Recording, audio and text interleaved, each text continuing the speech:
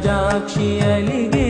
వేళ నుడివిల్లు ముడివంచగలడా సడే